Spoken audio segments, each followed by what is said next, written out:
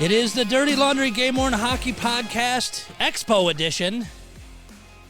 We are in Collinsville, Illinois. For anybody that doesn't have a map, it's right outside of St. Louis. So we are here at the Expo being put on by Wade Hampton and a room full of people. So basically, it's just going to be a very free flow. Talk to all the vendors here, see what they brought, tell interesting stories, and go till we basically get tired of talking. So this may be a long one. Say hi to Wade first, since you're putting this on. How's things going so far? Great. Everything's nice. It's good to have everybody here, and I think everybody's having a good time, and hopefully people are enjoying the Expo. Some of the jerseys are fighting here because we have a lot of blue stuff, and we got a bunch of Blackhawk stuff in here. Pete drove down from Chicago, brought, 5 bags worth of stuff? A few bags. And as I'm standing here, you're pulling them out, it's like, oh, I wondered where that was.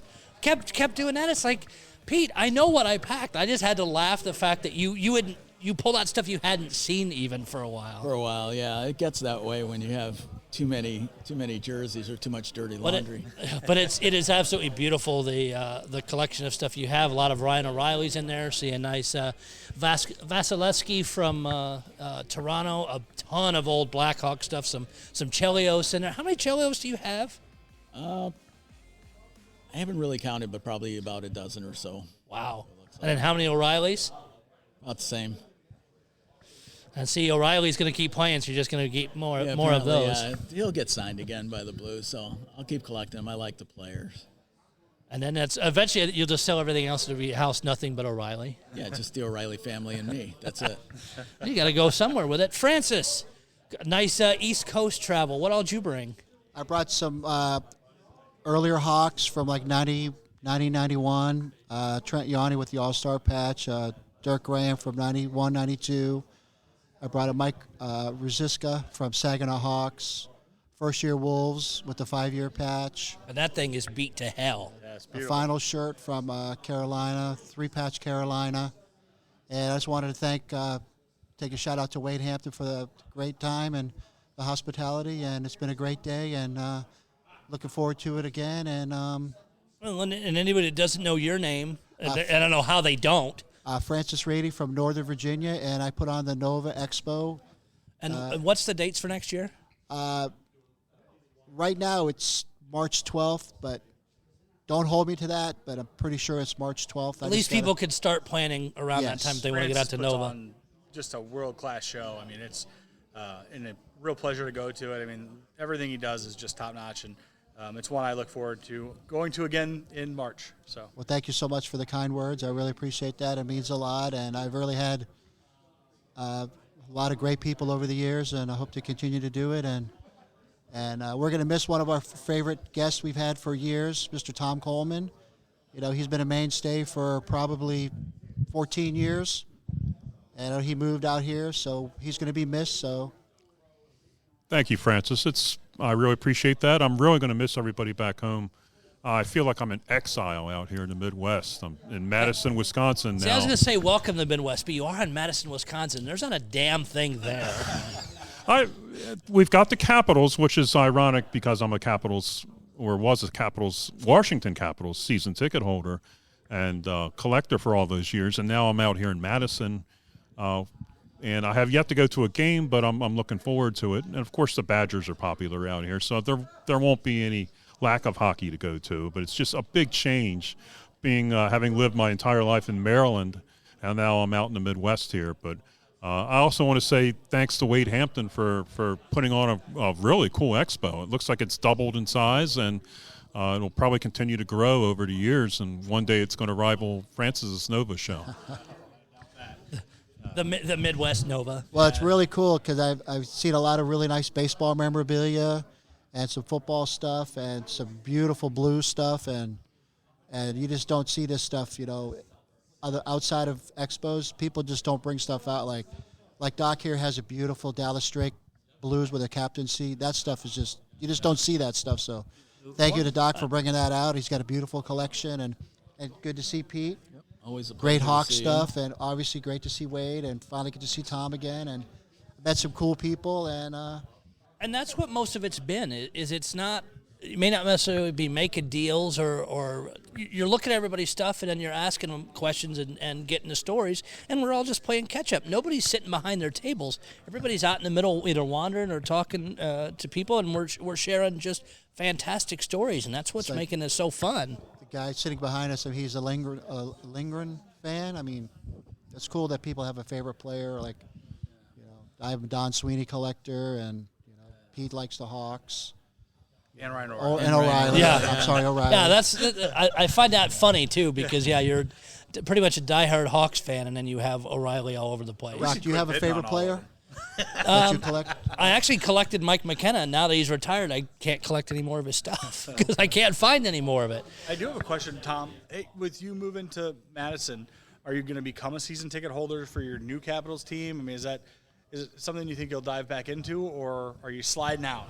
Well, unfortunately, I have a job where I don't get out of work and home till 7 o'clock. So, like weeknights, Friday nights, it's going to be out of the question. But on weekends, I plan on going. It's at the Bob Suter Arena on the west side of Madison, and it's a small, compact little place. I mean, most North American League and USHL games are in these small buildings now. So you don't really need season tickets. You can just kind of show up, buy a ticket, sit wherever you want, and enjoy watching young guys who are trying to make it up to the big leagues. And the USHL and the North American League are, you're seeing guys that coming through that are making it up to the NHL. And it's really affordable, and it's really fun, to see guys like that play. So between that and the Badgers, men's and women's teams are always nationally ranked. I'm not going to be lacking in hockey. I just don't know who to root for at this point. And I was telling Tom earlier with the North American Hockey League in Springfield, Illinois, where I'm from, we've got a team there, and our team's 30 years old. It's the only team that's survived that long without folding or being moved. And so they'll travel up and down between Springfield and your area in Wisconsin, and those are fun. But you look back at some of the guys that have come through that league. Pat Maroon. Yeah. I watched Pat Maroon play in Springfield. Now he's a 3-time Cup winner. Yeah. Of course, Mike McKenna spent a lot of time in the pros. You've drafted several other guys like that started in that league, either went to college or some other routes, and ended up maybe in the show. Yeah. It may not have been a long time, but they were there. Yeah. So what have you guys seen? Start with you, Pete. The most interesting piece you've seen, not that you didn't bring.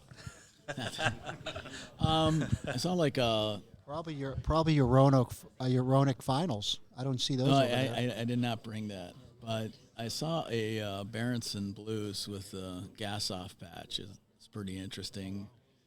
I guess it's his second come out of retirement. I'm not sure what the information is on it, but it's a pretty nice little jersey, nice Rawlings Dureen jersey that with a few repairs and scrapes on there, and it's kind of interesting. I like it. That's the fun stuff. The old Dureens, the old names that you see, maybe recognize, maybe you don't, but it's in this room. Yeah. And just be able to walk up and touch them and really look at them and look at the wear and look at those things. Otherwise, Francis, like you said, a lot of people don't even seem to share much of it online. They don't put online photo albums. Yeah. You may see a piece or two, or somebody comes, hey, I'm looking for this thing, or has anybody ever seen one? And they comment, but you may not see a picture. But you're seeing collections and rare stuff in this room. Only at expos where you see people pull out the grails that that's it. They never see the light of day, and I can attest to that. Some stuff I never bring out. Yeah, it's hard. Sometimes it's hard to bring this stuff. That's you. Francis is rocking out behind us. This is ringtone. This is awesome. It's bad that we can hear it across the room, though. It's a bit loud. I think the neat thing about the expos is, again, that, like what everybody said, it's the connection to touching stuff and seeing stuff that you may not normally get to see. Whether or not guys intend to bring it to sell or not, I think there's always the display factor at an expo where you'll have guys that bring stuff out that is different or rare, and it's an opportunity for you if you're a collector to maybe get your hands on something and learn about something that you maybe can find later and educate yourself and maybe enhance your collecting IQ a little bit, and I think that's fun. And it's funny you mentioned that, too, because I had a kid come to my table who is more on the authentic side, buys blank jerseys, gets them made up, and tries to get them close spec as possible. And he was looking at the mid-'90s clown jerseys I have and looking to see if, okay, is the underlay all vinyl? Is it partially vinyl? And was asking those kind of questions because he wants to make sure they're accurate. While he doesn't need to buy a gamer, he just wants to make sure they're close as possible. This is the way to do it, and it's interesting to educate people, and I've ragged on that damn near every podcast. That's part of what this group is we're going to teach new collectors things they should be thinking of, or you're an expert on a lot of Chicago stuff. I don't know jack about it. If I was to buy one, you'd be a guy I reach out to and say, hey, what can you tell me? I think that's the whole point of sharing your knowledge and your experiences as a collector. It doesn't matter at what levels. Because every person has their own way of collecting, and it's good that I do share and field a lot of questions and share that information with people who have don't have complete ideas, and the perspective is, hey, I've found this particular jersey, and what can you tell me what it's all about, and then I will do it if I have the knowledge, of course. If I don't, obviously I won't. But again, it really is collectors' choice on what level they wish to collect at. So, and like you said, the one young gentleman was collecting authentics and wanted to know certain things about building an authentic, as close to authentic as possible, and that's his niche. And this is how you do it, because he even remarked, he's like, yeah, I could look at pictures online, but I'm not laying my hands on it to really be able to tell up close and personal. That's part of the Milt Byron effect. We all know Milt Byron, and Who? Milt, yeah. We all know that we consider him the grandfather. Or Godfather. I'm sorry, that's a little either or. Of the hobby, either or at this point. He always taught, do your homework. I mean, anybody who's been in the hobby long enough knows do your homework. It's almost tattooed on the brain. And literally, a lot of people claim to be experts, and they say, they can look at a picture and say, oh, well, that definitely was game used. But until you actually get it in your hands and examine the wear, because we all know that jerseys can be faked to match photos. And this isn't a recent thing. This was when I first got into the hobby around 1989, 1990. It was already rampant. I would talk to Milt when he was in a talkable mood at the shows, and a lot of times I would see Milt at a show, and somebody had just kind of pissed him off, and he was always in a frumpy mood, and I would say, hey, Milt, how you doing? And he'd kind of glare at me. I'm like, for the longest time I thought, man, this guy just doesn't get me. I don't know. And it wasn't until I got to know him later I understood it. He was the policeman in the hobby, and since he's not super active in the hobby now, it's all up to the other veterans in the hobby to step up and act as the policeman in the hobby, and thankfully there are a number of veteran collectors, especially those of you sitting at the table here, that are very well known in the hobby, that are just helpful to younger collectors and making sure everybody knows how to spot fakes, and encouraging young people to join the hobby and be a good part of it. And that is the big thing, is we want to make sure that whoever gets into this gets in, know what they're getting into, because this isn't a cheap hobby at all. No. I mean, yes, you can pick up cheap players, but you get addicted or hooked on somebody, you can be spending a lot for them. Okay, now I want their gloves, now I want their helmet, or I'm going to get this specialty jersey.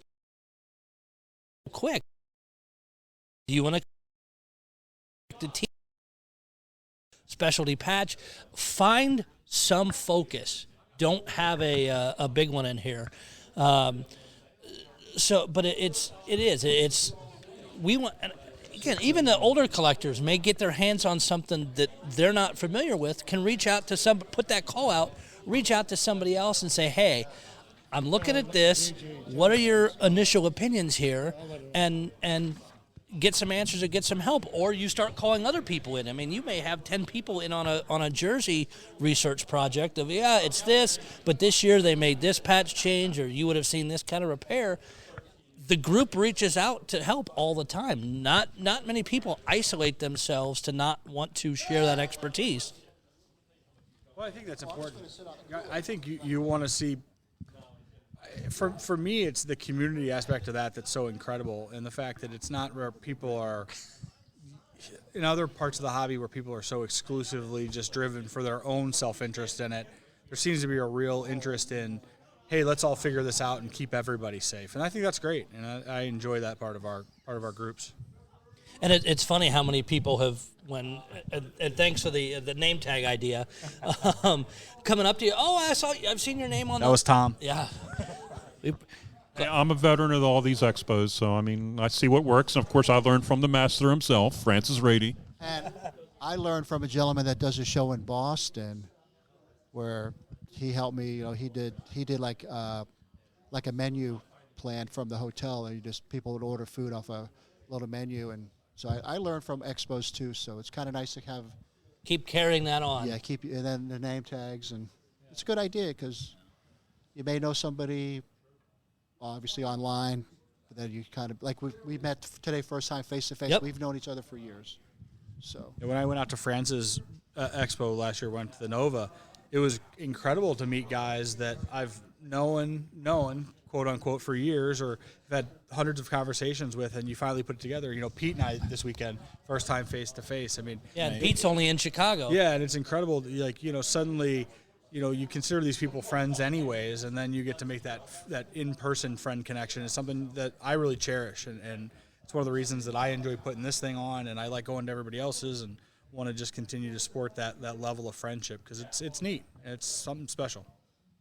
Again, it's important to make those internet connections be reality.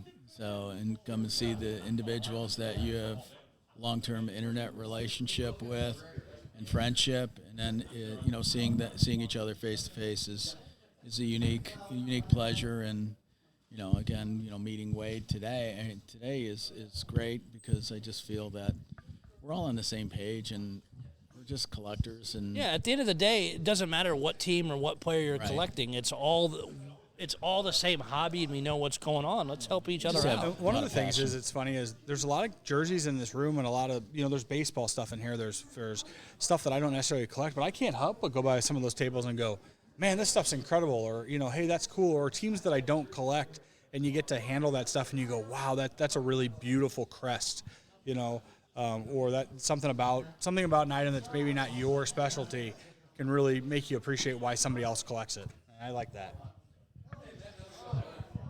So I think, even with me diving, going away from Blackhawks into Ryan O'Reilly collecting is because I enjoy the player and the way he plays, and eventually he grows with the team and becomes team captain and a Conn Smythe winner, in the 19. And I think they're going to sign him, so you got plenty more time to buy more. I have I'll be spending money with the Blues probably for the next 5 years. And they appreciate that. I know they do. Speaking of expos, we're in mid-October, a couple weeks away. We got another one coming up in Detroit. Al Osorino's here, and he's having his second annual Detroit game-worn jersey collection expo November 5th. He's going to have a signer there. Matt Andino's there, three-time Stanley Cup winner. JSA will be there to witness the autographs as well. It's going to be at the Quality Inn and Suites in Monroe, Michigan. I believe you can find it on most of the different websites and most of the different fan groups. If you have any other questions, you can look up Al Astorino on Facebook and Big Al's Hockey Memorabilia, and he'll help you out, and it's going to be another great event. So looking forward to that. Tom's recruiting him to get on the microphone now. Yeah, Al. We're bringing everybody in here. This is so everybody's show. Yeah, everybody in the room. We're not restricted to just these guys. So I got mics to share all the way around. So grab the mic first of all, so everybody can hear you. What you collect? Tell us the kind of stuff you brought and what you're showing off. Oh yeah, I brought a lot of East Coast Hockey League stuff, some Penguin stuff from Pittsburgh, and some from Pittsburgh. And like I said, I collect goalie masks from all over the leagues, from OHL, East Coast, got some NHL Florida Panthers mask and some Columbus Blue Jackets masks that I picked up over the years. Yeah, I've been doing it for about 25 years and been to about 150 shows across the United States and Canada. And I grew up. One of the many teams I got to watch was the Pure Rivermen. They were East Coast for quite a while, and I love going through some of those jerseys, seeing the teams that have come and gone. That's I think another interesting piece too, is seeing teams that may have existed for 1 year or were in some weird league, but they had cool looking jerseys. That's part of what is neat too. It's not just you're seeing the 32 NHL teams. You're seeing way beyond that. Now let me ask you on the goalie mask piece. And you don't have to share all your secrets or everything, but is it difficult to get masks and kind of generalization of how does that work? Because I've had people reach out to me. Do you know how to get goalie masks? I've never attempted one because I can't afford them. But kind of how is it vary player to player or team to team? Yeah, it varies from player to player and from team to team. You know, some of the players move on, and then they end up getting a new team, and then they don't want the old mask, which is hard to believe.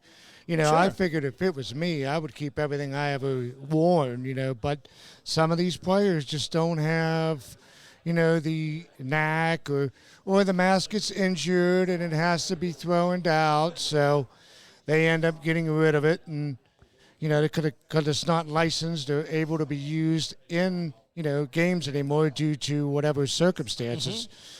But yeah, it's weird, you know, how things come through. But it's a lot harder to get masks compared to a jersey or gloves or other things because there's less availability. And I'm assuming outside of the NHL level, most guys are probably wearing one a season unless they're moving around. So, I mean, that in itself is hard. I know she got blockers and gloves. Those they go through a ton. But yeah, and again, the art is it's interesting to see just what as you look at those, and at the beginning of the season you see them all dropped. But I think they're just such a neat piece to look at. And not everybody has the opportunity to see that type of situation. You know, you can see it on TV, you can go to the games, but to actually sit and see an actual mask, it's a totally different perspective compared to, you know, what goes on, you know, with sure. the situation. Yeah, picking those things up, depending on the model, and I play goalie too, so you feeling some of the weight on that is rather interesting.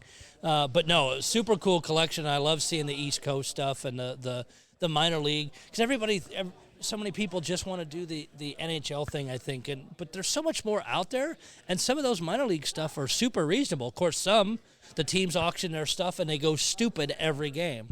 Or whatever they sell them in the season. Some of those $1,000+ for no-name guys, but because it's going to charity and it's my local team I follow, I'm going to spend stupid money. You see a lot of that. So I don't know if you've seen much of that, or if any of you guys have gone to those games, those type of games where the auctions get ignorant. Well, what started me into business years ago is when I went to the teams, and back in them olden days, they just got rid of their stuff. Like a guy would come in, give him $5,000, get rid of it all. You know, they didn't have auctions. They didn't have, you know, charity things. You know, like when I went to Johnstown. If you wanted a Johnstown Chiefs jersey, you had to come see me. If you wanted a Roanoke Express jersey, you had to come see me. You know, because they ended up selling, you know, I was the person to buy their merchandise. They didn't care to deal with it, just sold it to you? You know, it's not like, you know, today, you know, Barry and some of the other teams, they pick up the NHL stuff and then they sell it. Well, you know, some of the other teams, they do auctions, you know. But some of the minor league teams don't have that avenue. And then, like I said, they just don't have the, you know, the people because, you know, nobody knows the prices, you know. And then I was asked, hey, how much is this shirt? How much is that shirt? You know, is the player, you know, feasible? You know, and sometimes, you know, there could be a shirt in there. It could be $1,000 because he went to the NHL. Sometimes, you know, it's a $300 shirt and that's it, you know. But it's the fun logic of growing up, you know, seeing the player from down below and hopefully going to make it up to the top. Sure, it's like a little bit of a lottery. And you've seen that with some guys as you pick up a junior jersey or a minor league team, and he hits the NHL and just explodes. Oh yeah, and that's the fun part about it, and the logos. You know, the NHL. You know, like I said, they don't have the knack that the minor leagues do. I think that, you know, they push for better logos from the minor leagues because people, you know, they see the basic St. Louis, they see the Bentley, you know, Pittsburgh, you know, Detroit, you know, but, you know, the minor leagues, they think they throw things into it to make it more. And all the theme nights and all the different, they don't have the rules the NHL puts out about what they can do and what they can't. Right. And they've done more than the NHL has with warm-ups and things, but even those get insane for something worn for 10 minutes. Yeah, I know. But and again, it's the charity aspect that I get, but when you can go get specialty jerseys from teams that may have worn a game or multiple in them, and they just look good. And looking at the comments one over there brings up an interesting point, and gentlemen, all definitely chime in on this, is guess what all those jerseys over there have? Ad patches on the front, and we have that now. Are you guys, not all teams do, but we're getting up to, what, 14 or 15, I think, now? Do you guys have are you taking any issue with that, or does it bother you at all? And I know we've had this debate on the show before with some other people, but does it bother you, Francis, that they're putting ads on it now? Yes, it does. I don't like it. So you want back the old school way? I like the old school. I like it. I wish they would wear 2 sets, one in the first half of the year to the All-Star game, a new set, wear that into the playoffs and into the final, and change those finals patches back to the early, like into the 90s with the really beautiful finals patch. These ones I have now are just, I'm not a fan of them. And take the advertisements off. I'm not a fan of that either. And you're wearing all your Boston stuff, and I mean that's an original 6 teams. Yeah. And I know some people were upset once any of the original 6 teams were getting sponsor stuff on there. Now everybody's getting a retro jersey. I mean, how many jerseys can these people wear? You know, and us collectors that have been around. One per period every game for 82 games plus and us collectors that have been around for years want shirts with good wear, right? Exactly. Not one game wonder or warm up, and people are paying thousands of dollars for. I mean, it's just Winter Classic, 4 jerseys, warm up, 1 per 3 periods. I think it's warm up and photo, first, second, and third. I think that's a good valid point that the amount of jerseys that we're used to from, like, I've been collecting since 1982, 83 season, so I've seen only one home and one road jersey a lot of the time, where now it's multiple jerseys and multiple sets, and then again other styles that have been incorporated, so reverse retros, heritage, winter classic, pretty much some are one period worn scenarios, and they do go for good money. And if a player hits a milestone, 500 goals or 1,000 points, they get a new shirt. I don't get it.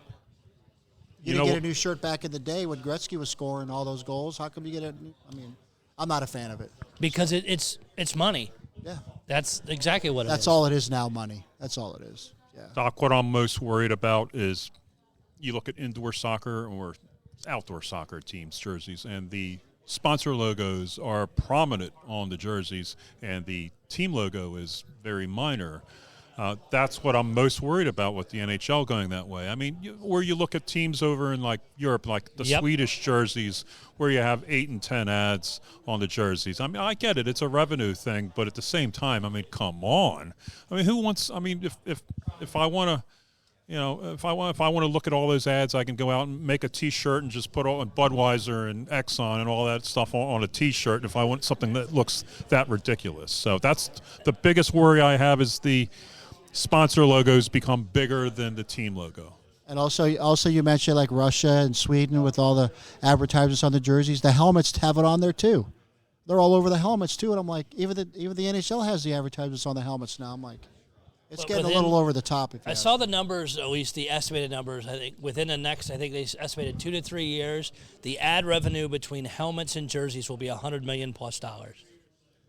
Which I know after COVID, the league it was hurting, but they're already to the point separate issue. But with them trying to raise the cap, is they're paying that. They 20. by the end of this season. So that tells me the revenue is way up because, again, the fans are wanting to be in the door. But I don't, I guess, again, growing up with AHL and East Coast team in my backyard, it didn't bother me a ton. It's as long as, and I've not heard this anywhere, as long as the NHL puts on paper that it will be one ad. Basically, we're not going the European route. We're not going minor league route where we're going to have ads all over the damn thing because that will turn people off. This one, and I get it, Francis, completely. It doesn't bother me a ton, but it seems to be about 50-50 in the collecting community. Well, and another thing I want to add, too, like I said, when you watch the games, I watch Pittsburgh games since I'm from Pittsburgh, and you watch out-of-town games, like when they play Detroit or St. Louis or whatever team, they advertise during the game on the end zones and behind the players' nets, The digital, Pittsburgh, but advertisement. Now, too, they're doing the digital ads the entire rink. Oh, I see. They're still working the bugs out because players are disappearing when they go up against the boards. Mm-hmm. That I get because if the out of town broadcast or the hometown broadcast is out of town, then you can sell that. And again, the team's getting a cut of that revenue, but get it straightened out first before you really start selling it big because the issues. And it gets to be annoying because you're sitting there watching the game, and then you have South Hills Subaru. There's nothing there, but they're putting it right on the ice.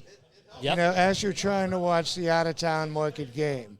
Or I was watching a Blues game the other night. Whatever the thing was, they're showing the bench and it flashes the entire boards between both benches, and that your eye picks that up. That's annoying as hell. And it takes it off of your watching the game.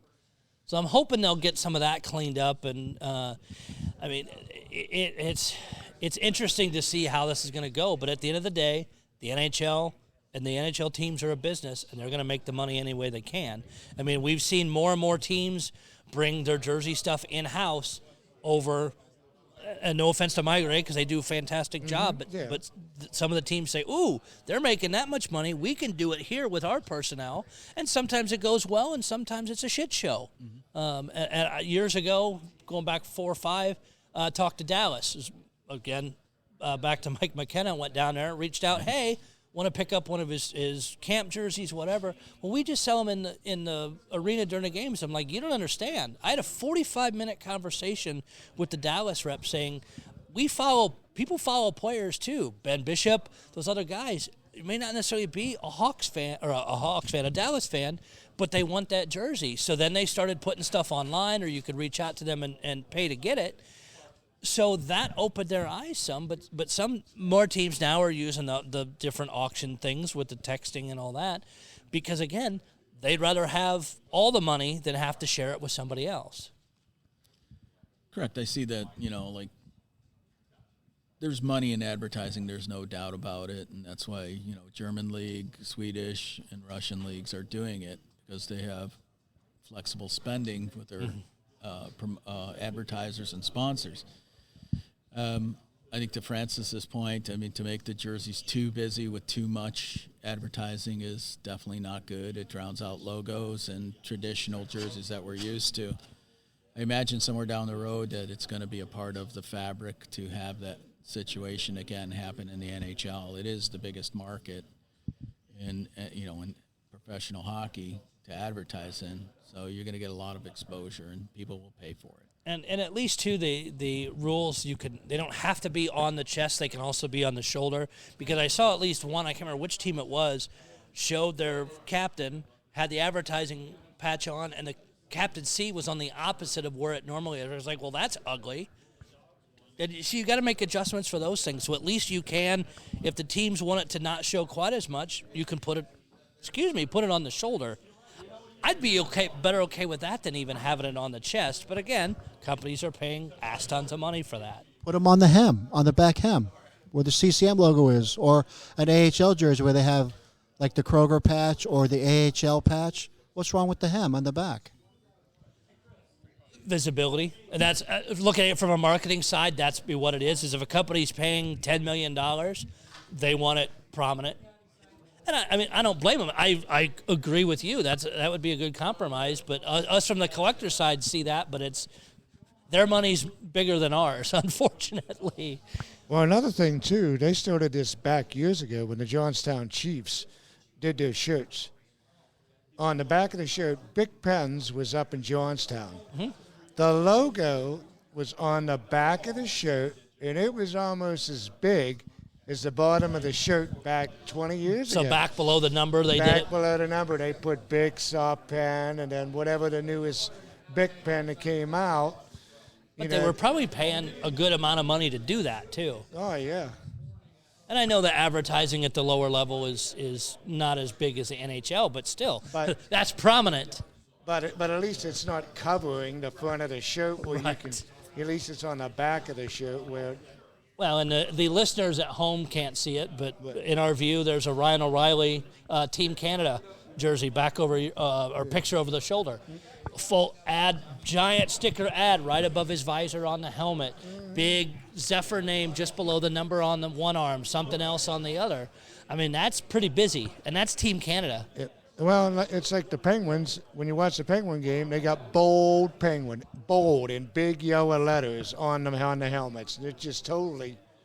And then on the white helmets, PPG paint, and it's in blue, and it just totally sticks out during the whole. Yeah, it's some of those patch designs. I would have hoped they would have made it more subtle, but again, it's what they're paying for. Like the Blues, they showed it across all their jerseys as of yesterday. Stiefels are advertising, and the letters, it's cut around the letters, so it fits very more subtly, sits on the fabric. Some of the ones, and I think it's one of the East Coast teams, it's a big-ass patch. It's a healthcare patch or something. And on top of whatever the regular, like the white for the lettering, there's a big blue square on the top, and it just sticks out. It looks bad. They could have designed it better. Probably a Blue Cross and Blue Shield patch, probably. It could be, or something they're in, but yeah, it was just not cleanly done. But even it's just a giant square. They could have really adjusted that better. So I guess get off the ad stuff a little bit and just looking around at some of the other pieces here. I want to try and bring on some other pieces as other collectors as well. Just to kind of, I want to keep continuing to cover different things because and we'll. I'm not kicking anybody out. I just want to keep looping more of our collectors in here and let them tell their story. So got Matt here who's both collecting and showing off for two reasons. What you got today? So most people are probably going to know me from my Charlie Lindgren collection. Who? Charlie Lindgren, yes, exactly. Chucky Sideburns. Chucky Sideburns, you got it. I'm up to, I don't want to tell anybody, but I guess about 15 jerseys of Charlie's now. And they're just a bunch of them displayed here, and they're gorgeous. I do have a bunch displayed here, and I'm hoping he has a really good season with Washington. I was actually pretty upset that the Blues didn't re-sign him as the backup behind Bennington. I was hoping for that. Especially after the Husso trade, I thought it was definitely his time, and they decided to go out and get Grice, which he's a good goalie, but he's bounced around a lot. I'm hoping I think he came with a wheelchair, too, at his age. Yeah, he's getting there. And then tell us the other reason you're here as well. So I'm also part of a nonprofit organization called Dog Nation Hockey Foundation, and Wade has generously donated a table for us this weekend. We just kind of want to spread the awareness of what we do. So we pretty much help hockey families in crisis in the hockey community. Now, that's a nationwide organization too, correct? No. So basically, this is an organization that started in Colorado in 2011. They primarily started just in the, I guess, Denver metro area, and they have started to branch out little bits here and there. The biggest one they've helped out was they helped out a lot of survivors with the Humboldt crash. Okay. So they're big in supporting the Humboldt victims and the families from that horrific crash. They actually have a big surprise coming up in February. I don't know if I'm allowed to give any details on that yet. But keep an eye out then. But the Dog Nation will be represented in Humboldt in February. That's awesome. And we're a fairly new chapter here in St. Louis. We're their first chapter that's not associated directly with Colorado, which is also an awesome thing. But being down here in St. Louis and a massive hockey community, it really is not just because of Blues. It's just a massive hockey community. The support you've had down here is amazing. It is. I mean, like the hockey community, we always consider it a family, especially no matter where you go. But just the people in St. Louis are much more giving from my experience. There is such a tight-knit community. I mean, you can already see that with the Blues alumni. Mm-hmm. They are deeply involved with our organization. We've reached out to Bruce Affleck, and they are supporting us 100%. Any events we want to do, they said that they're going to be there to help. That's absolutely fantastic. So you've got to spend some time walking around the expo. What's caught your eye? Well, Pete has a Kevin Weeks jersey over there. I talked to him about earlier. I saw him pull that out of the bag. That'd be a nice. That one was to have. one, and I kind of caught my eye, and I asked him how he ended up with that. He said he saw Kevin on TV, and he kind of liked him, and decided to go out and get one of his jerseys. You know what? That's Weeks always comes off as a great guy. That's a funny way to decide you want to go pick up a jersey. And what I told him too is like, I like Weeksy when he played. He was always the backup, but he was a good solid backup. Mm-hmm. And one of the biggest things that I always like watching is on NHL Network. Whenever he does the breakdowns of plays, I'm like, hey, the goalie was too far here, or his position was off here. He breaks it down. Yep. And one of the coolest things that he did that it sticks with me today is he had a play where he said when a player's cutting across the crease, depending on which they go, he goes, if you're going from your right to a left, he goes, you're always going to drag your stick behind you, and that's how they get you on the 5-hole. And I was like, holy crap, I never noticed that. And then every time I do that, guess where I'm leaving my stick? Behind me.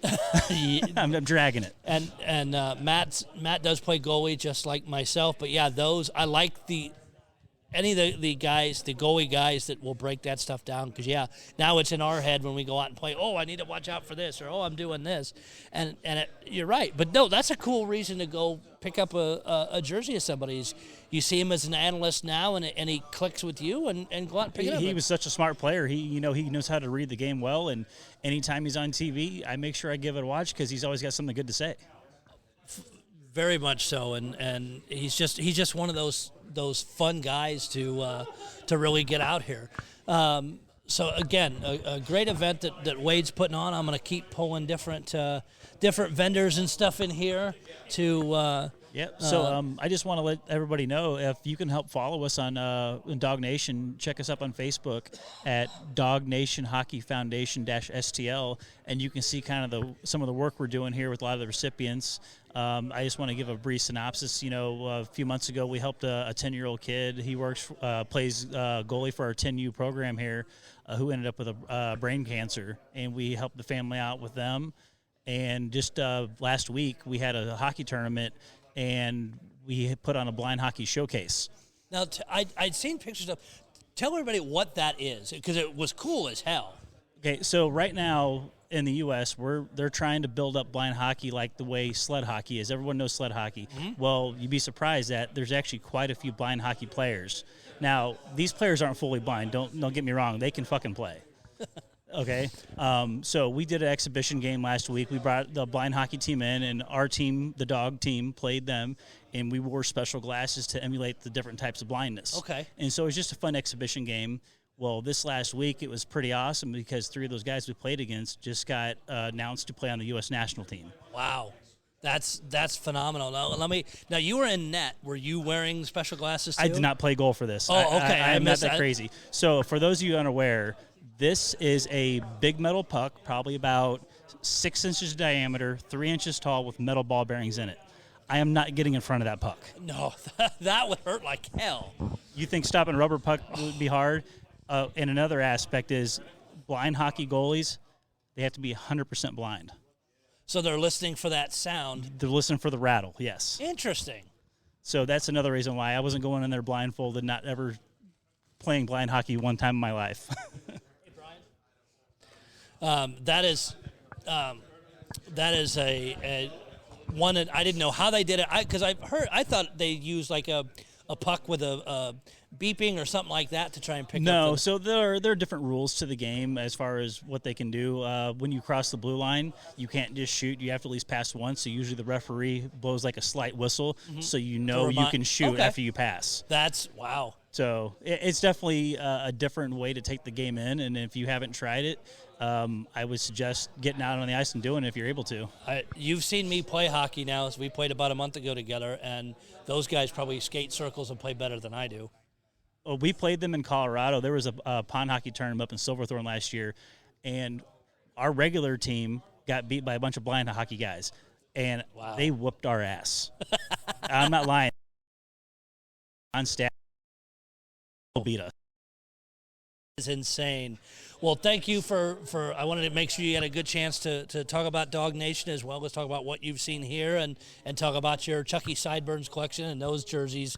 The Springfield ones are phenomenal now. Hopefully you can get all the Washington ones that you want as well. I'm working on it. It's going to be slow, but it's going to hurt my checkbook. Yeah, and expensive for sure. Yes. All right, now we got to go over to Brian. Thanks. Yep, thank you. Now we'll go over to Brian, who has a very interesting collection. Give him your full name and what you collect. Hey, Doc, thanks. Brian Finch, and brought items today from my Miracle on Ice collection. So great to be part of the Expo. This is my first time with the Game Movies Expo, and know Wade Hampton from just being around the St. Louis area. Thought it'd be fun to get out, and nothing for sale from my table, but sort of the show and tell.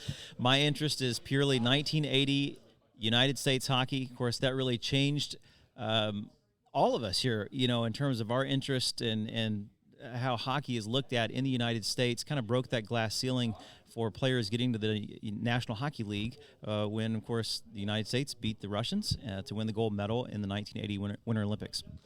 So you've got you're collecting sticks from any of those guys that played. Doesn't have to be used in the 80 Olympic, because, God, those would be expensive. Do you have any? Yes. So my focus and where this got started is just collecting game use sticks.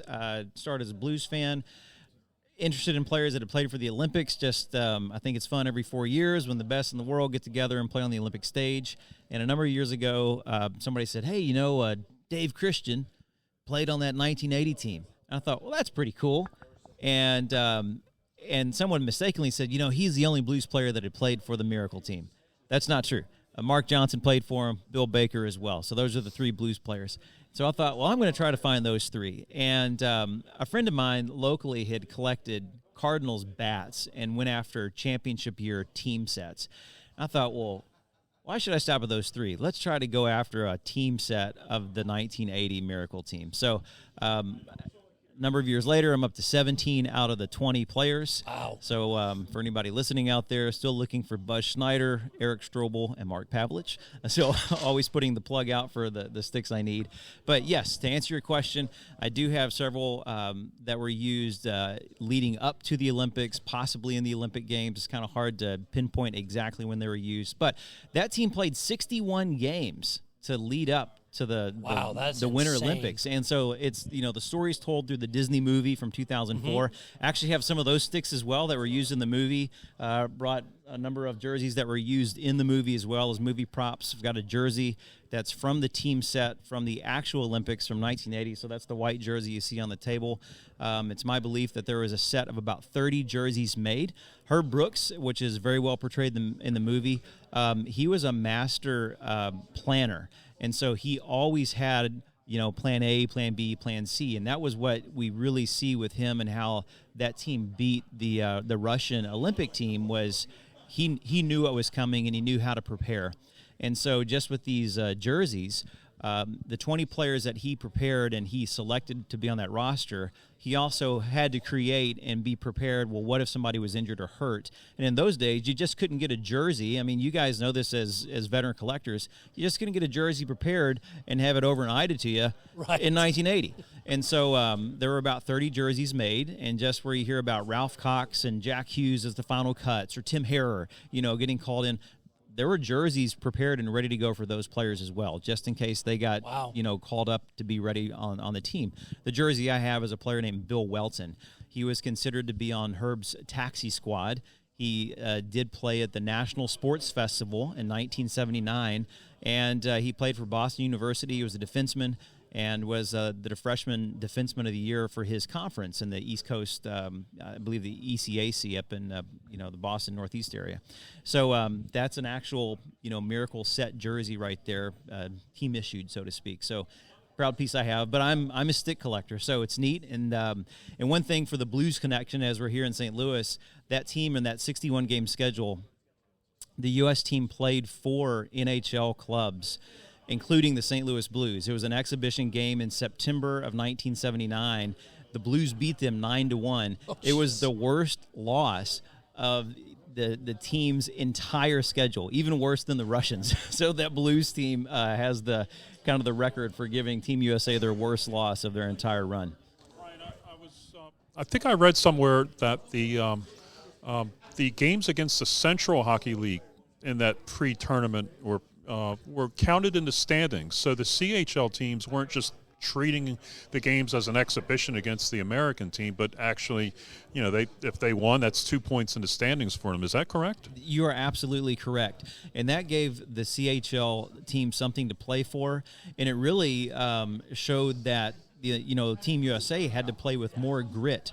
So the CHL teams, as I understand it, they saw Team USA as kind of a bunch of pretty boys that, you're the chosen few, you're the collegiate guys. And the CHL teams were sort of the rough and tumble. We're coming into, we're making a living doing this. And a lot of the things that the fans came out to watch was not just to see goals scored. They wanted to see fights. And, of course, there was no fighting in international hockey. So there was always this kind of disconnect or dichotomy going on every night when the team played.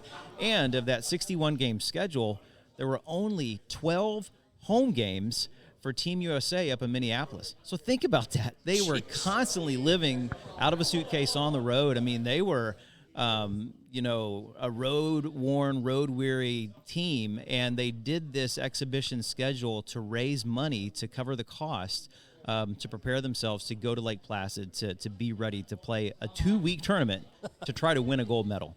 And the CHL at the time was known mostly as a goon league. So you had your career minor leaguers with the 300 and 400 penalty minute totals every year, beating up on the American college boys then. Absolutely. And these American college boys came from, 12 of those players were Minnesota-born players and primarily played at University of Minnesota or University of Wisconsin, Bowling Green State. And then you had 4 of them that played in Boston. So these were your scorers.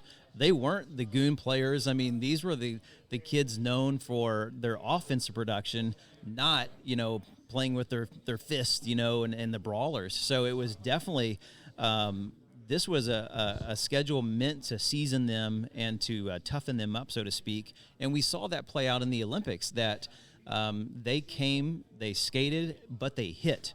And that's one of the things that you saw, if you really go back and study the 1980 Olympics, not to get too deep into this, but the Canadians almost beat the Russians. They could skate with them. It was in the preliminary round, but they took them into the third period, but the Russians came back and scored a number of goals late in the third period. But the Canadians didn't hit hard.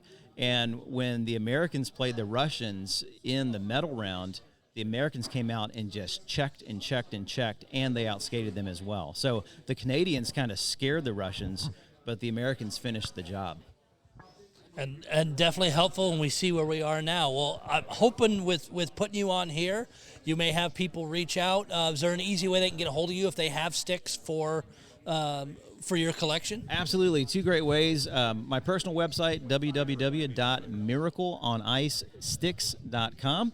And we've also got a great Facebook group. I'm one of the leaders of that. Just search I would for hope so. 1980 Miracle on Ice Collectors. And that's a great gateway for anybody that's interested in Miracle on Ice collecting, whether it's sticks, jerseys, autographs, ticket stubs, programs. It's a fun still way. Hugely popular, and I know with I think it's Larry Pelliconi who had the whole set of the movie jerseys, and people still post, "Hey, want to get a movie jersey from Team USA?" And they're still out there available to be purchased from people. Absolutely, absolutely. And just like we have our blues collectors groups, vintage hockey gear, things like that, we've got a great group. We've got over 2,500 members in that Miracle on Ice group, so love to have more. That's fantastic, and hopefully this will help at least get you in contact with somebody and wrap those last 3 up. That would be a lot of fun. Well, thank you very much for coming on too. So we're going to keep going through all the different group here. This one a little bit different.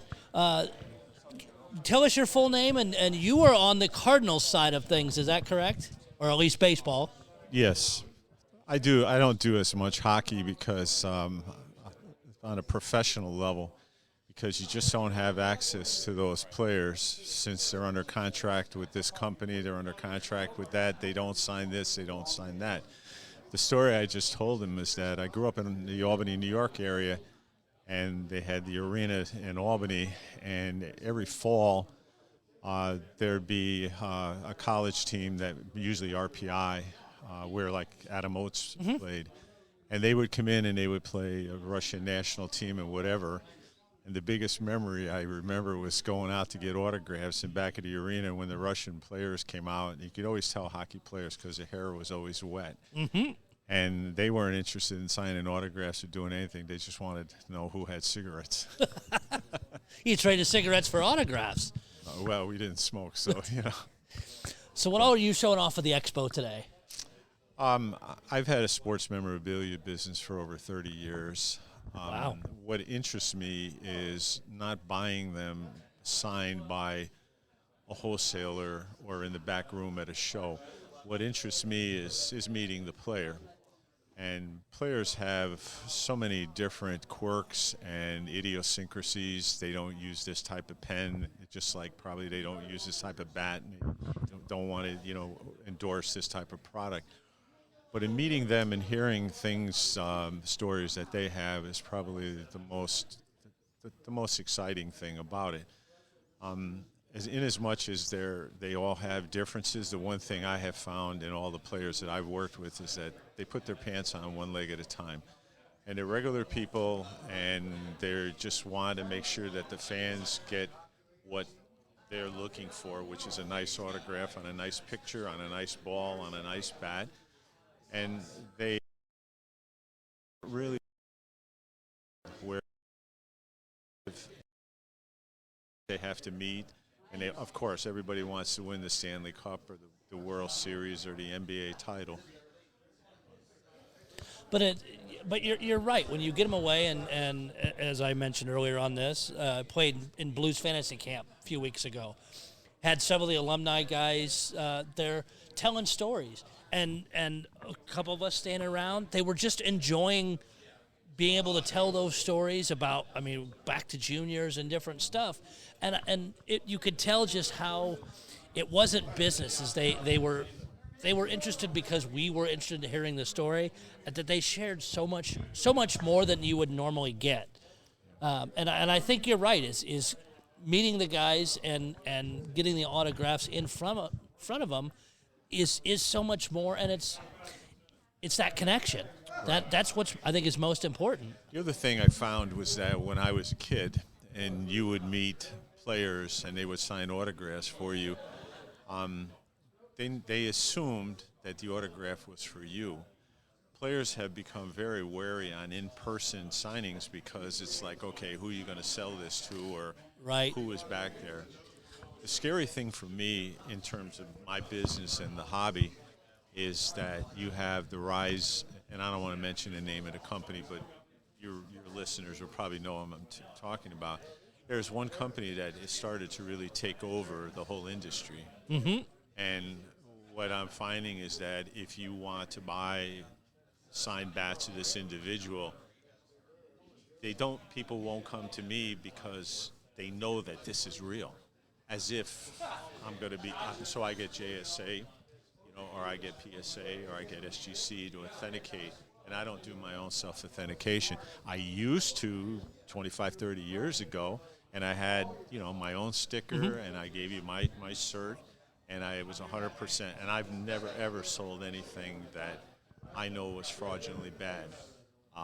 I bought deals perhaps where there might have been something in there that had a off-brand cert on it, and then I've taken it to someone like Wade to get authenticated, and he'll say to me, no, that's not good. Well, okay, I throw that out. I rip that up. Sure, the rest of them is there. You get one that's off for some reason. But now the point is that with this other company coming in and taking everything all over, it makes it seem like that myself and a lot of other people have no place in our hobby and the business.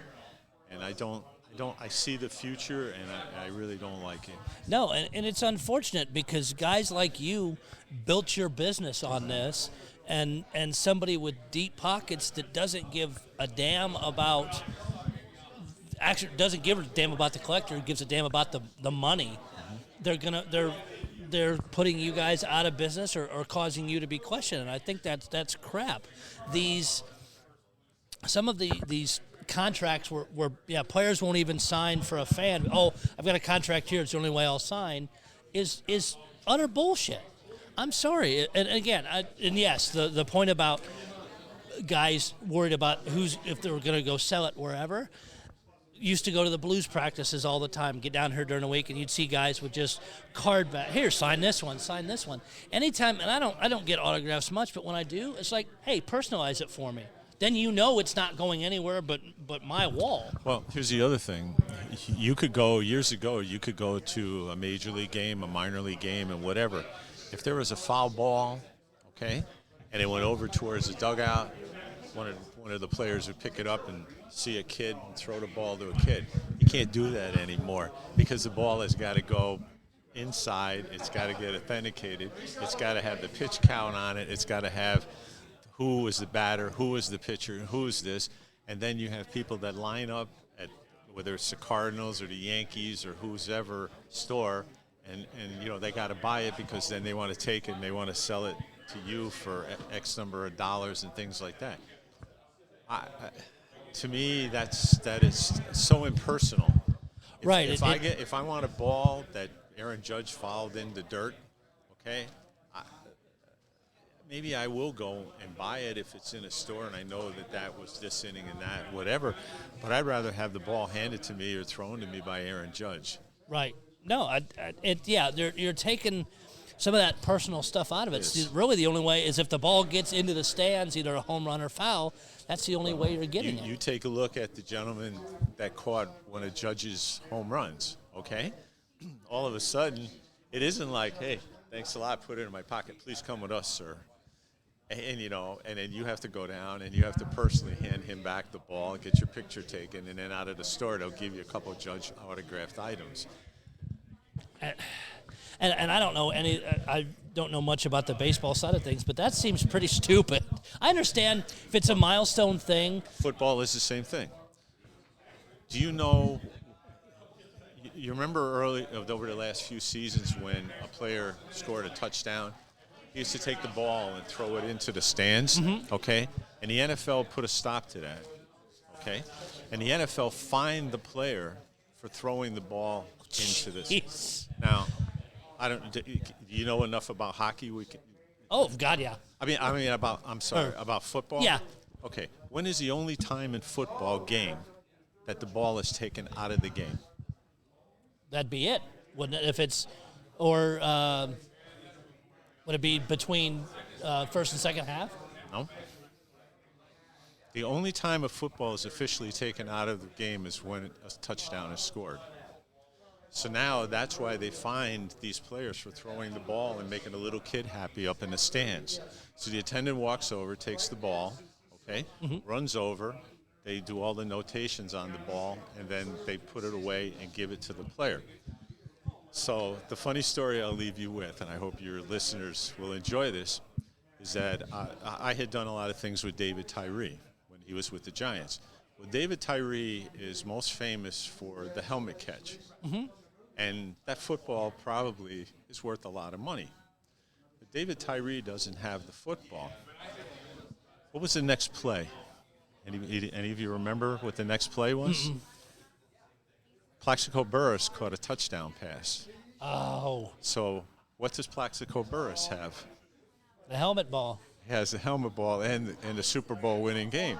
So David called Plax and said, "Hey, Plax, any chance that I can get the ball back?" He says, "You got to be kidding me." Oh, jeez.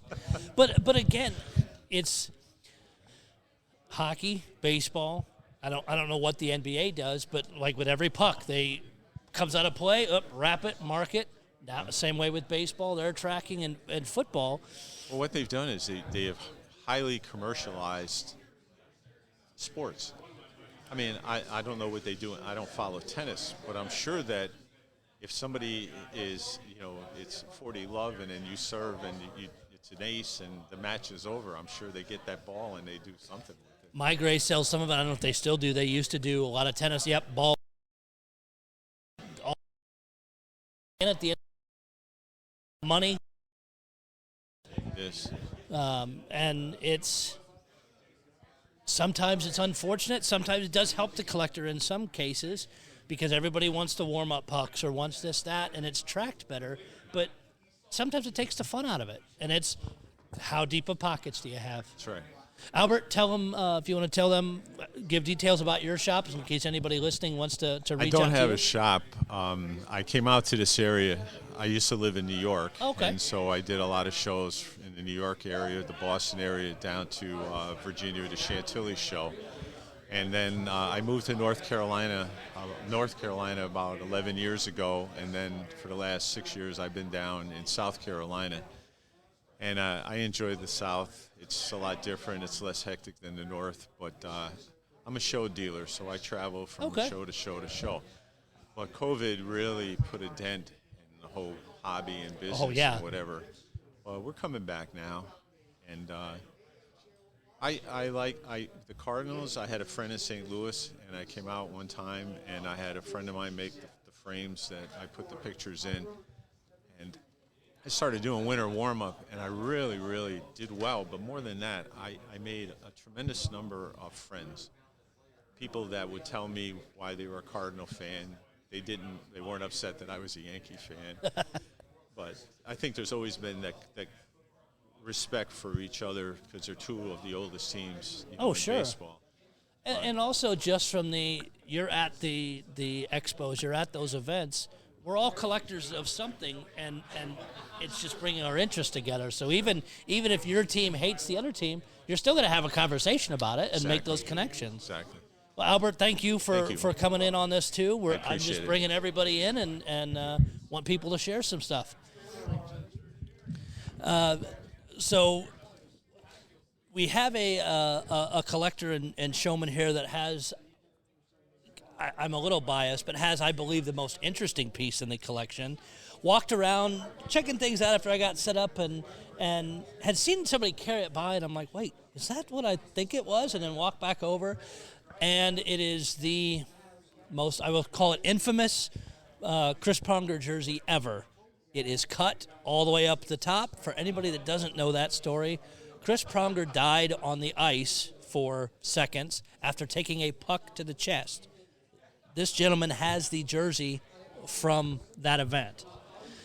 That's true. Tell everybody your name and what if you've got a collection page or any of that kind of stuff so we can share it out too. I really don't have a collection page because I actually kind of was thrown back into the hobby. Surprise!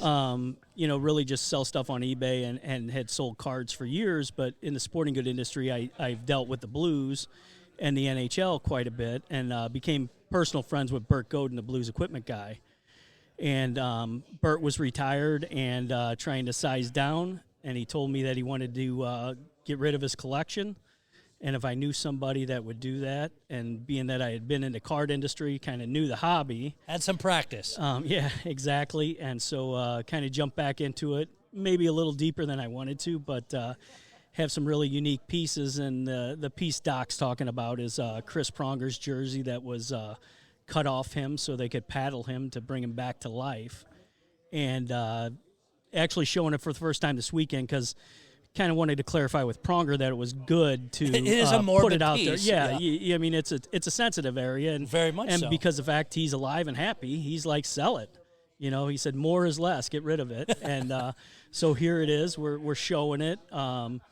it's probably the most unique piece I've been involved with. I mean, I have some other cool stuff. I've got a Yager jersey, a Brodeur's first Blues jersey, but definitely the Pronger is the stoking the fire at this point at my booth. So it's a ton of conversations for sure. Everyone seems to like it. It's a cool jersey. It's hammered. Besides the fact that it's cut and not cut through the blue note, cut around the blue note to preserve the blue note. Most important. So all in all, it's really fun to just talk stories about, the people remember that game, and hockey people love hockey stories, and as Doc said, it's great to just stand around and talk hockey with people. God, and we all have. We've all been just kind of making a big circle in a room and looking at what people have, and hey, let's talk about this, or sharing just crazy stories about interactions we've had with the team or the players or whatever, and that's part of what makes the hobby so exciting. Certainly. I mean, the conversation's the best. I mean, sure. Money's great. Yeah. And moving stuff to other people but is second fiddle is conversation and meeting guys and knowing that you can call and depend on. The hockey community is pretty good about, being able to make a phone call and depend on somebody to help you or do something. Sure. And I mean, we're talking about researching different stuff and photo matching and all that kind of stuff and just getting into deep stories. And other than us doing the podcast here, I don't think any of us have sat down all day. Yeah, this is my second time sitting down and, eating, standing up, but it's what you expect for the weekend. And, all in all, it's super cool to see what some of the other collectors have, and some very rare and vintage pieces. And again, like you said, with the Brodeur, with the Yager, big name pieces that outside of going to those areas, you won't see it. I mean, you don't see Brodeurs, Blues Brodeurs especially, pop up much. Right, unless you go to some of the big auction houses, you're not going to see the stuff that you're seeing here today. And again, you're getting prices that dwarf, right, normal stuff, but again, are still far less than, what auction prices are going to be. So I mean, go put it on the open market and good luck. Yeah, if you have a chance to get here tomorrow, you should come see. It's basically you're walking through a museum where you can buy stuff. Yep.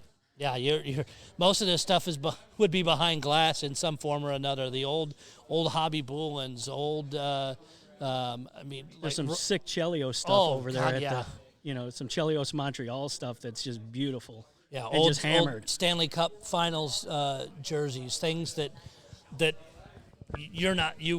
these guys don't put pictures out outside right. of coming to events like this. You just don't see it unless you know they have it. Right. So it's again one of those fun things to see oddball, crazy stuff. And again, you have a lot of vintage things in your booth here, and it's cool to see the old skates and players' names on older items, and it's just cool. It's cool to make that connection because you can see it on TV, you can see it in pictures, but when you can lay your hands on it, it's night and day. Yeah, but when you have McGinnis's Canada Cup skates and you get one comment for every 50 of the Chris Pronger jersey, it shows you where the Chris Pronger jersey is. That's very true. But again, such a fun event. I'm glad this is only the second year Wade's put this on, and I'm glad to see it double in size. And I hope you're enjoying yourself. I know I am mine as well. We made some deals on some antique stuff just because I'm full right. You have a set of Turek stuff, and exactly. Like, who the hell is Turek? Yeah. He got a puck thrown in the net from one of his own players. Yeah, If that and tells the price you is right. Exactly. There's some good deals, here. So sure. And no, I've enjoyed it, and if I still have a lot of stuff left, I'll be here next year and the year after that. Well, hopefully we can make it go away for you. And again, if people want to contact me, they can certainly send me an email if I can give my email. Of course you can. It's ddsports12@gmail.com. So I pretty much answer emails every night on something or other. So certainly if anybody's interested in anything, and I have a list of a lot of the stuff I have. But again, as I said, I bought the Blues Equipment Manager's collection, so it's pretty extensive. Yeah, extensive and a very wide age range too. Yes. So and a lot of vintage because he's been there for a while. So, but I appreciate you having me on. Of I appreciate course. the show. It's been a great day. Yeah, it's got one more day to go, and hopefully I will have this podcast out later tonight. So we'll share it out for anybody that hasn't, and we'll push it all online to get more people here tomorrow. Cool. Thank you, buddy. Thanks, I appreciate it. So we've got a collector sat down with us. Tell us what you picked up. I picked up a Justin Falk game use stick from 2020 and 2021. He one of your favorite players, or are you just looking to pick up some sticks in general? Probably my favorite defenseman on the Blues currently, but just trying to pick up sticks right now. Have you been in the hobby very long? So I've recently just got into the hobby, but I started when I was a kid going to Blues and Cardinals game and having players flip me pucks or baseballs, and then I kind of took a break from it, and now I've gotten back into buying stuff. Now, are you going to focus on sticks, or you think you'll get into jerseys and stuff too, or you want to kind of try to do all the game use stuff? So I have the most amount of pucks, goal pucks from the Blues, and right now I'm trying to get a Blues goal on every single logo. Wow. Which I'm about halfway there. So I'd say that's the majority of my hockey collection, but I also have a couple jerseys and a couple other sticks too. What's your what jerseys have you got so far? So I have Bennington Winter Classic. I have Barbershop Winter Classic too, and then a Prawn jersey from last year for the Pronger retirement game. And those then, are sharp. Yeah. Thomas Heritage from last year. And then I think I have a couple other ones, but I can't remember. Now with the jerseys, are you going to have a particular focus, or you just want to see which ones you can pick up? I try to get the guys that stick around the longest. They have the nice contracts. Yeah. You can wear to games for a while and not go, Right. crap, he's no longer here. Yeah. Because certainly you're spending a lot of money when you're buying one, so I want to make sure that he's going to be here for a while. That's those are basically fantastic reasoning for sure, because we suggest find some kind of focus, be it a team, be it whatever else. Yeah. But I think we covered pretty everything we can here. Tom, you want to jump back in with something? Well, you didn't ask me what I brought to the show. I apologize. What did you bring? A whole bag of junk. But you know what? One of the coolest pieces that you showed me and we're talking about. Tell me this further, so the listeners can hear. This, if you know if you're listening, you know who I am. Tom Coleman from Maryland, Pasadena, Maryland. Grew up outside Washington as a Capitals fan. Lived most of my life in Baltimore. This summer, my wife and I moved to Madison, Wisconsin. So there's the backstory. Before I left, I gutted my collection. Most of my skipjack stuff, my Capital stuff, my Clippers, pretty much everything, in sticks, jerseys, pucks, other memorabilia. Not all of it, but a lot of it I sold off. We didn't have room. We're moving cross country, and I wanted to spread the wealth around with collectors back east. I've been collecting specifically hockey since like 89, 90, somewhere around there. I've been a collector all my life. I'm about to turn 53, so you can do the math. One of the jerseys I didn't sell.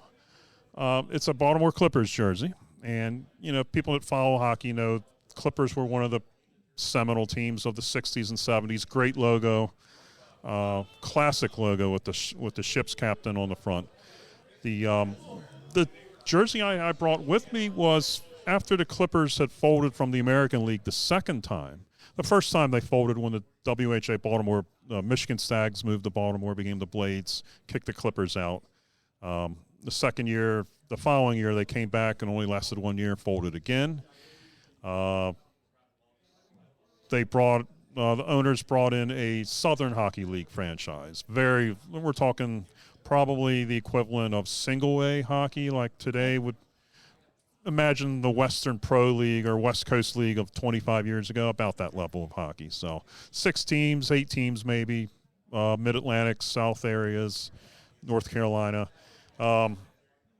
League lasted half a season. Oh, jeez. 3 teams folded all on the same day. Wow, that tells me some funding issues in that league for sure. Yeah, it was just your typical minor league goon league. You probably would have saw Bill Goldthorpe in the league. I have a jersey from that team, but it's very interesting. I've had it at the last couple Nova shows that I set up at. It looks like a tie-dye jersey, something a team would do as a tie-dye promotion. Like a specialty jersey, sure. But it's not. It's got a great story. When the team folded, a local enthusiast bought the jersey to wear as a practice jersey or a pickup game hockey jersey. And he wore it for a few years. And when he decided to stop playing, I guess the last time he had the jersey, he took it off, and it was still drenched in sweat, and threw it into a hockey bag with his skates and pads, and left it for about 25 years. So glad he didn't check on that any time before then. So when he does finally open it up, he sees that the skates have rusted, and it has bled through into the jersey and bled through the jersey, creating a tie-dye effect. It is a very pretty looking jersey. You couldn't do that on purpose at all.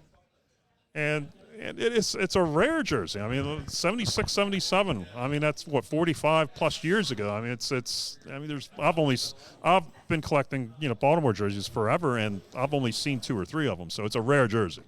Yeah, regardless of tie-dye or not, you're not many of those around. The problem is everybody that takes a look at it just kind of like shakes their head or just smirks. You know what? Like you said, you picked it up for a song. It was an important league at that time anyway, and rare as hell. Yeah, you're going to take it in any form you can get it. Yeah, I mean it's here, it's available, but I know no one wants it, and frankly, since I'm not collecting specifically Baltimore and Washington anymore because I'm no longer there, I mean I don't know what to do with it. It's a curiosity that's in my collection, and you just keep bringing it to shows. I will. It's going to be a conversation piece. Yeah, it's the jersey that never died. So, well, very cool. I hope you're having a good time. Enjoyed the nice drive down from Wisconsin through Illinois and our wonderful roads.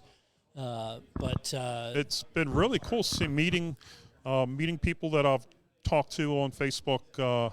Cody Nipping is here from, he's not from, I think he's from Alton, Illinois. Yeah, not far from I traded here. or sold him some sticks a few years ago. Kevin Witt is here. Alan Astoria, obviously. Doc, I want to thank you very much for letting me jabber on here. Oh, of course. Great. Like we talked earlier, you have a voice for radio. Yeah, well, I have a face made for radio as well. You and me both. That's why I did it for so long. But again, it's just one of these events, expos in general. Even if I don't care if you own a jersey or not, go. Get the interaction, because that's a big thing. Is you and I, you've seen me in groups online commenting and stuff. I've seen you. We may have not had a direct interaction. Now we have. And we've met in person, and now I even know more of, okay, if something Baltimore comes up, I can reach out to you and say, hey, here's this. What do you know? What can you tell me? All that kind of stuff. Yeah, it's on the flip side now. I know who you are, and you collect the blues, and other dealers here. I mean, there's a gentleman selling nothing but baseball Cardinals memorabilia, and I spent $100, over $100 with them on interesting stuff. I mean, it's just if you're a fan of sports and collecting in general, expos. I mean, every expo, it's not always jerseys. I mean, if those of you who know me and have seen me at the Nova show, remember the 2 tables of everything and anything that I brought to the show. It wasn't just jerseys; it was pennants and pucks and sticks and you name it. Hey, it has to do with a sport. It's here. Oh yeah, I mean, there's no wrong thing to collect. A lot of young collectors enter the hobby and try and buy everything, and then they end up trading it all away, and then they find their niche sooner or later. I know there's a lot of younger guys that I've befriended in the hobby that at first they had no clue what they were doing, but after a few years they figured it out, and it's up to us veterans.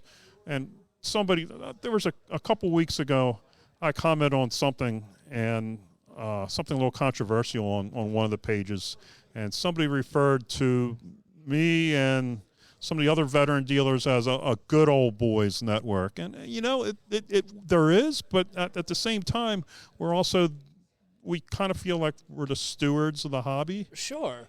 We don't want A lot of us have been through either over collecting or getting in over our head, but not having a focus. We've gone through the ups and downs of the hobby and dealing with people with bad reputations or that. We'd rather educate you coming in the door and say, hey, here's things to know. Watch out for this. Don't do this. Don't act like this. And it's not that hard. Number one thing, don't be an asshole. I mean, that's not a hard thing to do. There has been on the if you follow this, you're familiar with the Facebook pages, the game worn jersey groups. You've seen a lot of people just not acting right. Social media has done that to people because they know you're not in front of them. You would never act like that.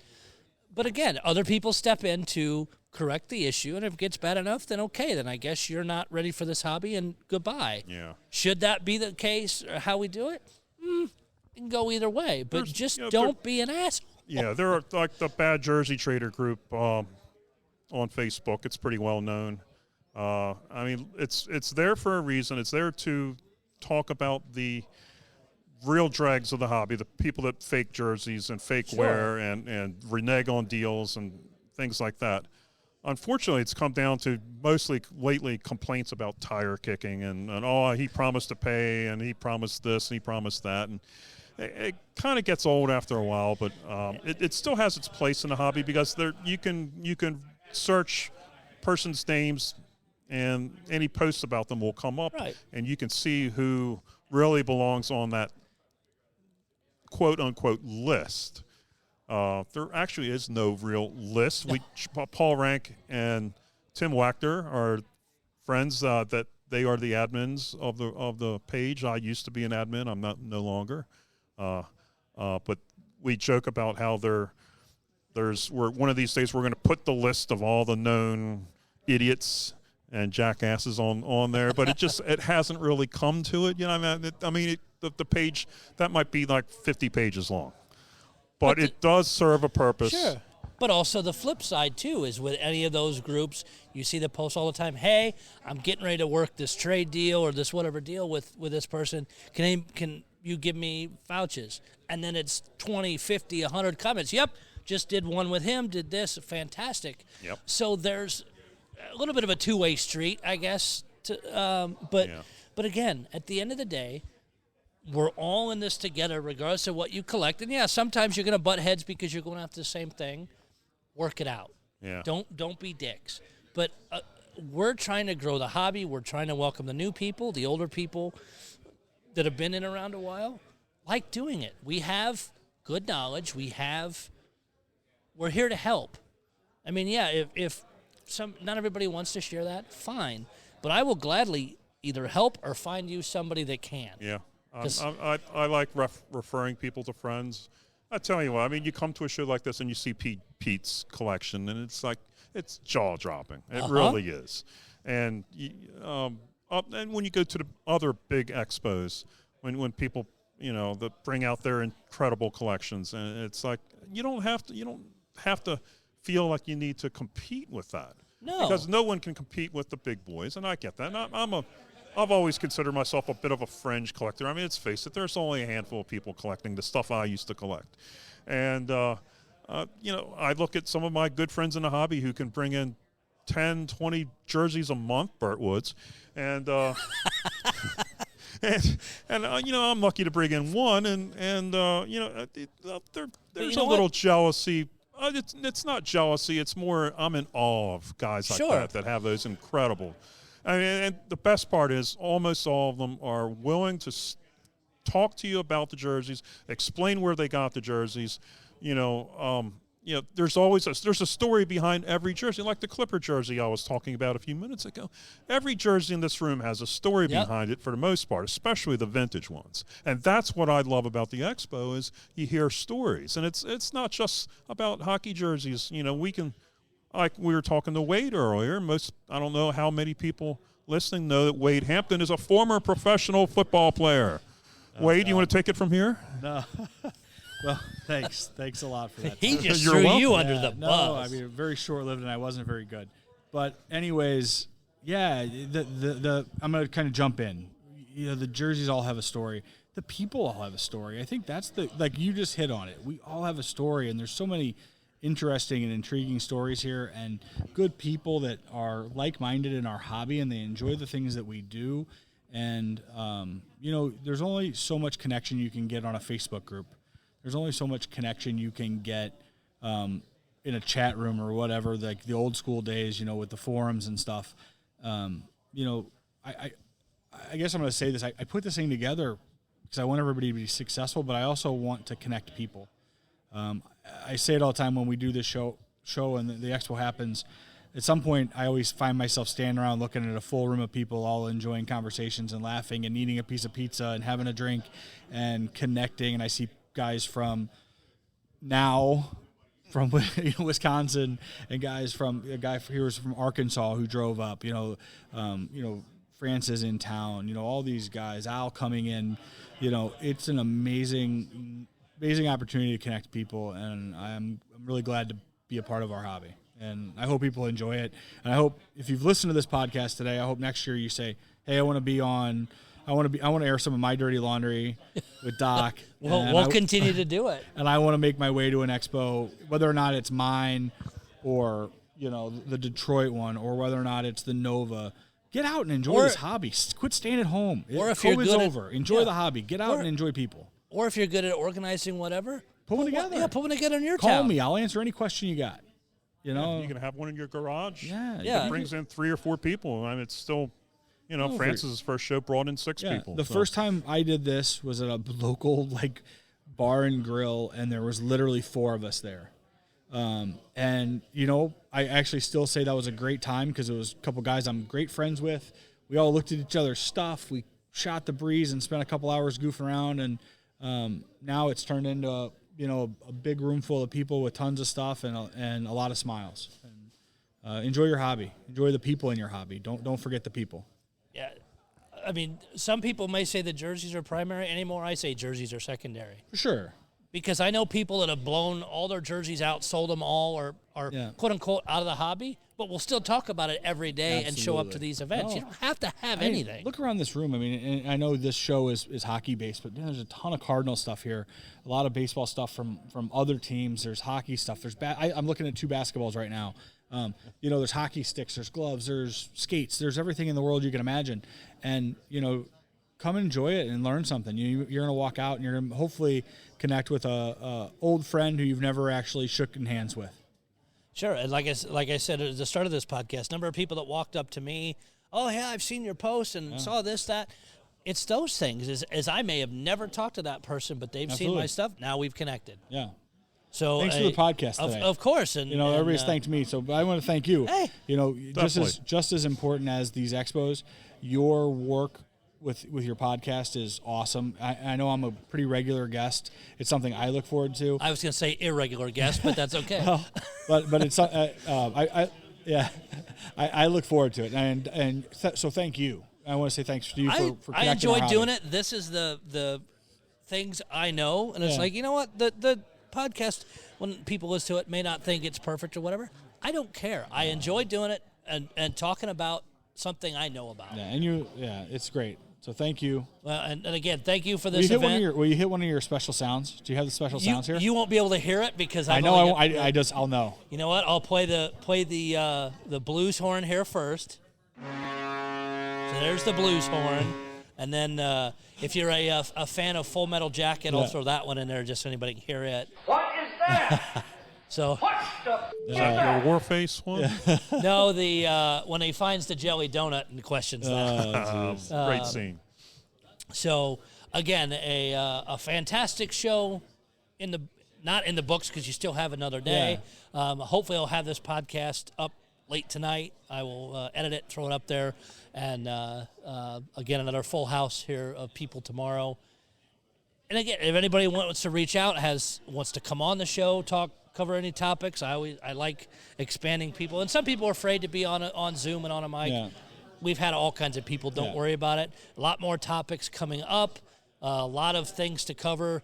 Was going to cover this past week all the teams reverse retros we may hit. I want to be on for that one. we'll probably hit that one this week only because I got scheduled to work late. But that'll be another topic, and we'll just keep rolling these shows out. Gentlemen, good night. And Thanks, everybody coming to the events and all the listeners, again, thank you. And this is the Dirty Laundry Game Worn Hockey Podcast. Doc Noise and everybody here at the Wade Hampton St. Louis Expo. We will see you soon.